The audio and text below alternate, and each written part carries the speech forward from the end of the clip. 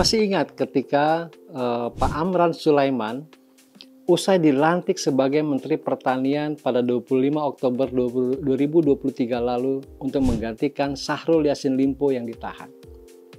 Usai dilantik, Amran Sulaiman itu langsung sesumbar. Swasembada pangan katanya semudah membalikan tangan. Malum aja, mungkin dia lagi sumringah gara-gara jadi menteri lagi. Makanya omongan Pak Amran ini, Menteri Pertanian yang sekarang, tolong jangan dimasukkan ke hati omongannya itu. Anggap aja orang ngelindur, bukan apa-apa.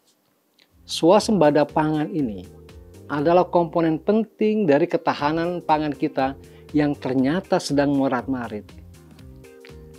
Kalau kita bicara ketahanan pangan, sedikitnya mencakup 4 unsur. 1. Ketersediaan. 2. Keterjangkauan. 3. Kualitas dan keamanan. 4. Keberlanjutan. Ini menurut Undang-Undang tentang Pangan tahun 2012. Standar internasional juga sama.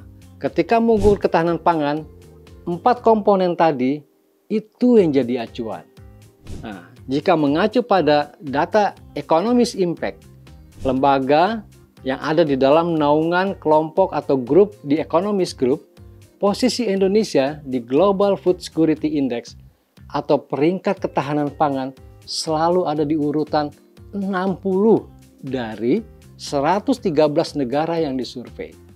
Nyaris tidak ada perubahan dalam 5 tahun terakhir, dari 2018 sampai 2022. Indikatornya ya 4 komponen tadi: ketersediaan, keterjangkauan, kualitas, dan kesinambungan. Dibandingkan negara tetangga, posisi Indonesia ada di bawah Singapura, Malaysia, maupun Vietnam. Namun, hanya 1 tingkat di atas Thailand.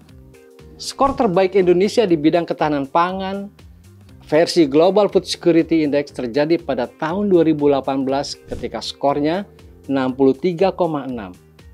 Di mana sebenarnya persoalan ketahanan pangan kita ini? Komponen dengan nilai terburuk dari ketahanan pangan Indonesia adalah soal keberlanjutan dan ketersediaan. Apa benar memang kondisinya sebegitu buruk? Indeks keberlanjutan ini pada tahun 2022 nilainya 46,3, terendah dari 4 komponen yang ada. Padahal indeks ketahanan pangan Indonesia skornya 60,2. Faktor yang paling dominan mempengaruhi adalah ketersediaan lahan pertanian yang terus tergerus tiap tahun. Lalu bagaimana soal ketersediaan? Ya jangan heran, kita kan hobinya impor beras. Untuk tahun ini misalnya, sampai September saja, kita sudah impor sekitar 1,8 juta ton. Walaupun baru 9 bulan, jika dibandingkan 12 bulan tahun sebelumnya, tahun 2022, peningkatannya atau lonjakannya sudah sampai 316%.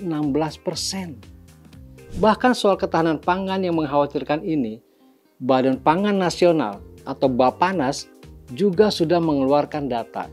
Ini badan yang dibentuk oleh Presiden pada tahun 2021 yang antara lain tugas pentingnya adalah urus kebijakan ketersediaan, stabilisasi pasokan, dan harga pangan, serta soal kerawanan pangan.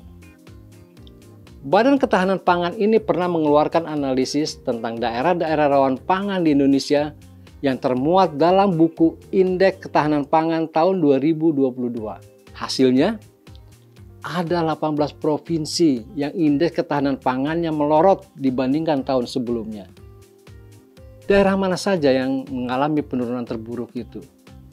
Kalau kita ambil 5 daerah saja yang mengalami penurunan terburuk pada tahun 2022 dibandingkan tahun 2021, tersebar dari Sumatera hingga Sulawesi. Urutannya, yang terburuk adalah Jambi, dengan penurunan indeks ketahanan pangan terbesar, yaitu 4,7 poin. Pada tahun 2022, daerah ini juga tercatat kekurangan beras sampai 120.000 ton. Artinya, Jambi mengimpor beras dari daerah lain. Nah, setelah Jambi, posisi yang terburuk adalah Sulawesi Utara, Kalimantan Tengah, Bengkulu, dan Kalimantan Utara. Kondisi sektor pertanian kelihatannya sedang meriang. Kinerjanya terus memburuk. Bahkan pada tahun 2022, kontribusi sektor pertanian terhadap produk domestik bruto atau PDB yang hanya 12,4% merupakan titik terendah dalam 60 tahun terakhir. Komoditas paling penting dari sektor pertanian ini tentunya adalah beras karena paling banyak dikonsumsi masyarakat. Selain itu, beras juga yang paling besar menyedot kantong masyarakat.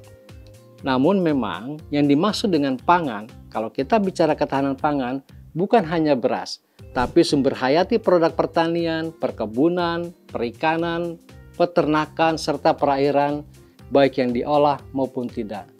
Tapi mengingat yang paling pokok adalah beras, yang kita banyak kasih contoh ya komoditas beras yang tiap tahun terus kita impor.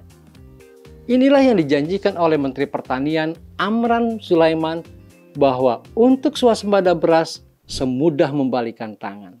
Swasembada artinya ya kita tidak impor, mampu memenuhi kebutuhan dari hasil produksi sendiri.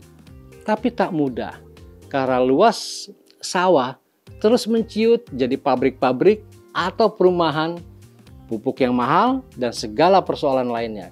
Padahal, sektor pertanian inilah yang paling banyak menyerap tenaga kerja Indonesia. Jangan lupa, ada 40 juta orang mencari nafkah di sektor ini. Kalau ditambah kali 2 saja dengan keluarganya, berarti ada 80 juta orang. Jangan sampai pada satu titik tertentu, rakyat akan berteriak, "Mana beras kami?"